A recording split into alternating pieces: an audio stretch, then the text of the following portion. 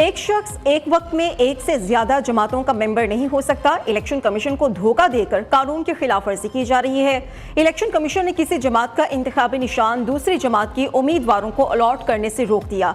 Election commission का PTI plan B पर arose के लिए नया हुक्मनामा जारी। कानून और आला अदलिया की हिदायत पर सख्ती से अमल करने का हुक्म।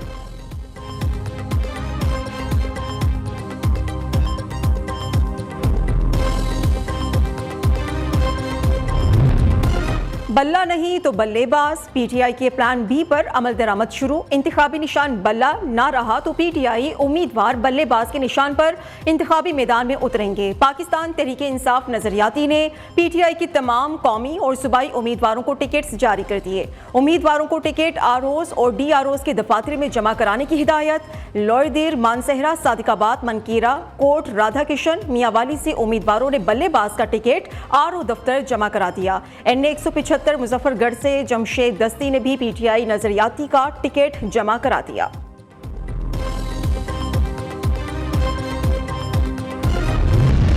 पीटीआई को बल्ले का इंतखाबी निशान मिलेगा या नहीं, सुप्रीम कोर्ट में फैसला कुन समात जारी है। पीटीआई के लोग इलेक्शन नहीं सिलेक्शन से आए। पीटीआई आइन में लिखा है कि चेयरमैन का इंतखाब बराह रास्त खुफिया वोटिंग से होगा। किसी और को तो इंट्रा पार्टी इलेक्शन लड़ने ही नहीं दिए गए। ऐसे तो पीटीआई आमरीत की तरफ जा रही है। चीफ जस्टिस का पीटीआई वकील से इस्तफसार, रिमार्क्स दिए इलेक्शन कमीशन को पार्टी इलेक्शंस की स्क्रूटनी का इख्तियार नहीं तो फिर किसका है? क्या ये जमहूरियत के बरक्स नहीं? 4 लोगों ने पार्टी बांट दी। एक कागज का टुकड़ा पेश करके ये नहीं कह सकते कि इलेक्शंस हो गए। सवाल ये है कि इंट्रा पार्टी इलेक्शंस हुए कैसे?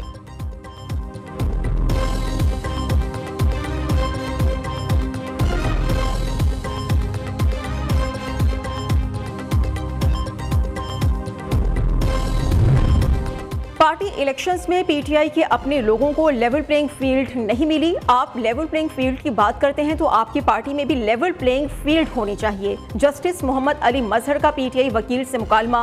पीटीआई वकील अली जफर ने दलाइल दिए कि इलेक्शन कमीशन किसी सियासी जमात का इंतखाबी निशान खत्म नहीं कर सकता। इलेक्शन कमीशन का ये दायरा इख्तियार ही नहीं। लगता है पीटीआई दस्तावेजात के मामले में कमजोर है। सर्टिफिकेट पार्टी आइन के मुताबिक इलेक्शन से मशरूत है। क्या पीटीआई का पेशावर में कोई दफ्तर है? जस्टिस मुसर्रत हिलाली का सवाल। पीटीआई का चमकनी में दफ्तर है, वहीं इलेक्शन हुआ? अली जफर का जवाब।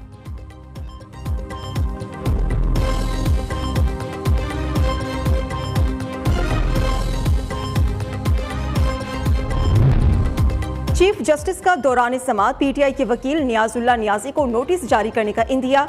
अली जफर ने माजरत कर ली। नियाजुल्लाह नियाजी ने कहा कि मेरा बेटा आपके पास इंटरव्यू देने आया तो आपने उससे पीटीआई के सवालात पूछे। मैं 3 साल तक आपके सामने पेश होता रहा। मुझे इल्म है मेरे साथ ऐसा क्यों हो रहा है।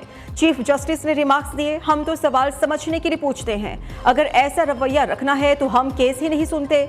अली जफर की दोबारा माजरत। बराह रास्त नशरियात में इल्जाम लगाया गया, नियाजुल्लाह नियाजी का बेटा तो मेरे पास कभी इंटरव्यू देने के लिए आया ही नहीं। चीफ जस्टिस का अली जफर से मुकालमा।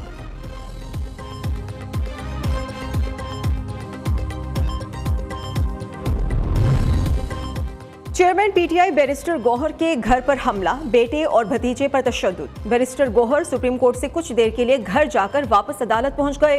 तर्जुमान इस्लामाबाद कैपिटल पुलिस ने कहा है कि पुलिस एक इत्तला पर इश्तिहारियों की तलाश में एक घर पहुंची।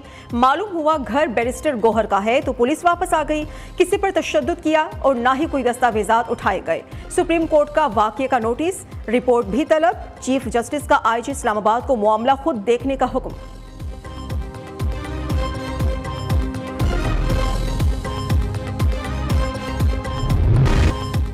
इलेक्शन कमीशन का फैसला गैर कानूनी है। इलेक्शन कमीशन के पास इंट्रा पार्टी इलेक्शंस पर फैसले का इख्तियार नहीं। सियासी जमात बनाना पाकिस्तान के हर शहरी का बुनियादी हक है।